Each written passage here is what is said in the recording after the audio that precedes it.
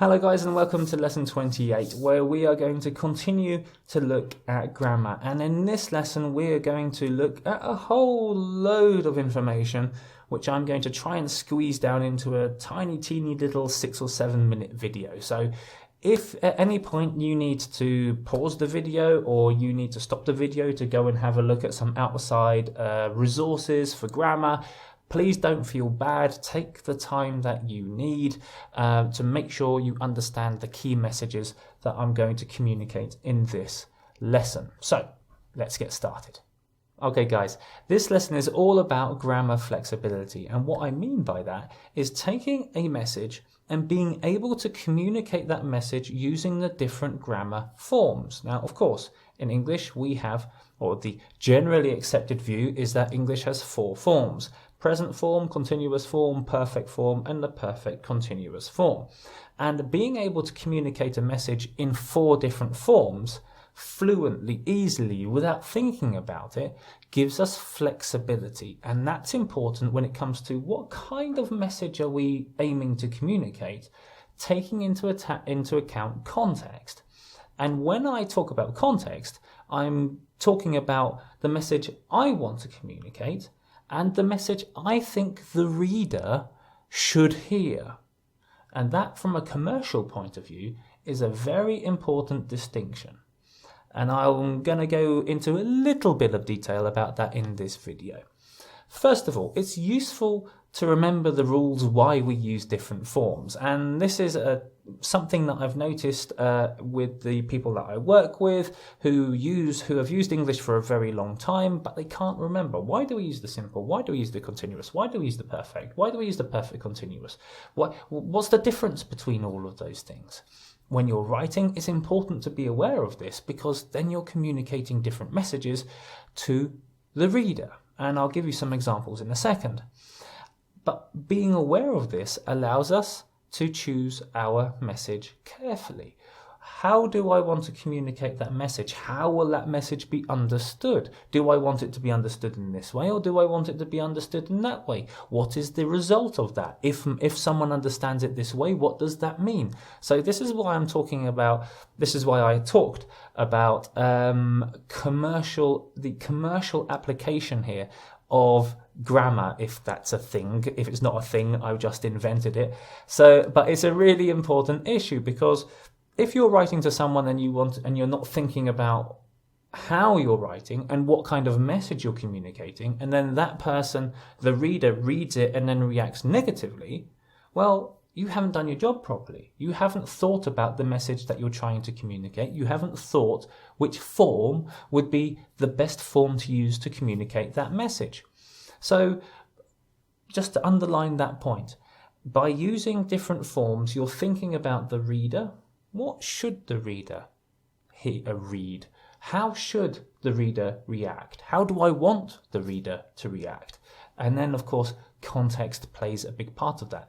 Is the reader going to be someone who has a good working relationship with me? Is the reader someone who, is there a dispute between us? What kind of effect am I going to try? What am I trying to achieve by writing? And so on. So this is about painting the bigger picture. It's not just thinking, and this is a big trap, not just thinking of the vocabulary. I have to use important vocabulary, sophisticated vocabulary, because this communicates the message.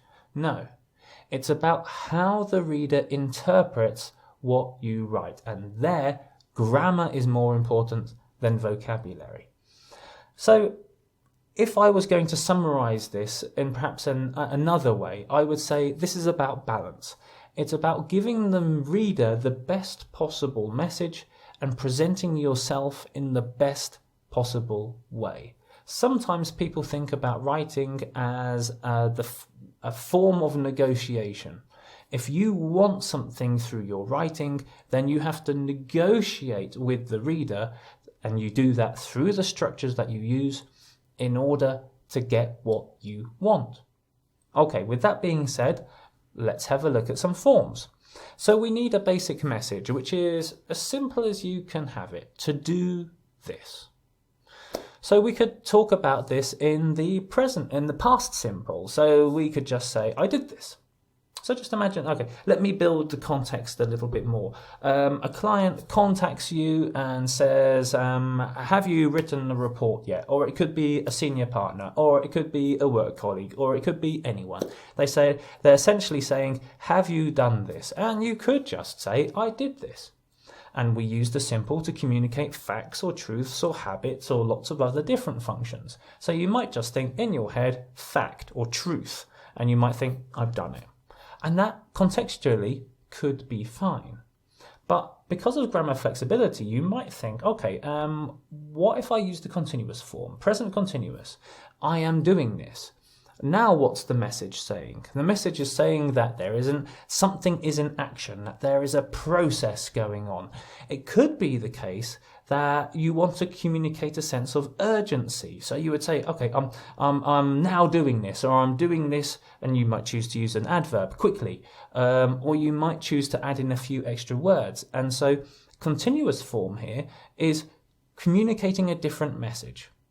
Not just a fact, but that something is happening. Perhaps something urgent is happening. Now, you might think, okay, what does the person want to hear? If this is my boss asking me for something, or if this is a client asking me for something, then maybe the continuous form would be better here, because that's what they would be happier hearing, that I am doing something. Something to think about. Of course, you might decide to use the perfect form. I have done this. Now what are you stressing? You're stressing that this is a task which has been completed. You're communicating a sense of reassurance. I've done this. You could be avoiding blame, and that of course would be emphatic have. So I have done this. So you can see how the written text can be interpreted in a number of different ways, and I'll refer you back to the last lesson about relative clauses, where I talk about the difference between defining relative clauses and non-defining relative clauses here. So already we've got three messages which communicate three contexts, if you will, or three different ways that you want the reader to understand the message. You could go for the present perfect continuous. I have been doing this. What does that stress? It stresses that something is ongoing. It started in the past, it's now continuing up until now. Related to that, there could be a sense of difficulty, that this is a difficult task, or length. It's taking a long time to do this. So you'll think about using the present perfect continuous to communicate, once again, a nuance. Not just the continuous, that something is a process going on, but an added nuance to the task. So here, this is when I'm talking about grammar flexibility. This is what I'm talking about how that message can be understood by the reader and how you want the reader to understand that message. Okay, so teaching tips. First of all, grammar rules have a practical professional writing application. That is to say that you can think about this in terms of business. It's not just I've learned the rule, I know everything. It's a question of every single day looking at the messages that you're writing and saying, what am I trying to communicate? How can I do this? What does the reader want to hear? What would be best for me? How would I look best if I choose based on the message that I choose? So it is applicable to your writing on a daily basis. And if you use those rules carefully, you can achieve different effects. If you want to offend someone, you can do it. If you want to persuade someone or negotiate with someone or try to achieve something, get the reader to do something. In a different course, I talk about successful writing or successful emails. This would be a perfect example of how you can make your writing more successful by carefully choosing the grammar behind your message. If you master the forms, then you can, and this takes time, you can give yourself time. So you can use grammar, in effect, you can use grammar to communicate a message to give yourself an extra hour or 2 hours. You can use grammar to attack others, defend yourself, blame other people, and you can use grammar to gain other people's confidence. It's once again clear, practical business applications of language.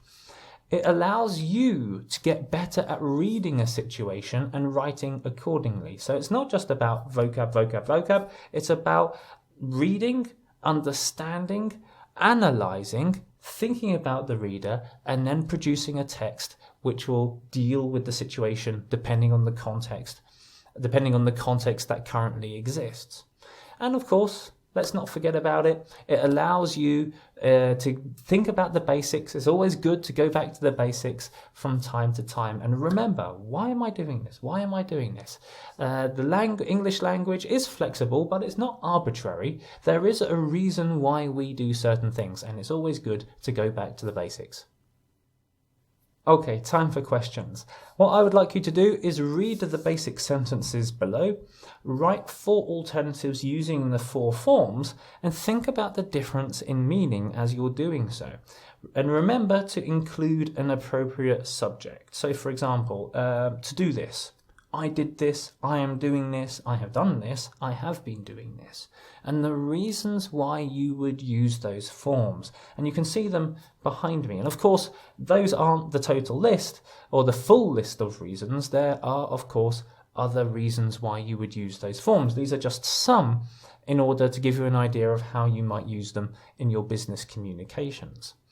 If you would like to download the questions, and you can by clicking the link below, that option is only available for people who support me on Patreon. If you're watching this on YouTube or LinkedIn or on Facebook, please think about joining me on Patreon, where you'll get access to this course and all of the materials. And then once you've done the questions, then have a look at my answer video and see how I would deal with those issues.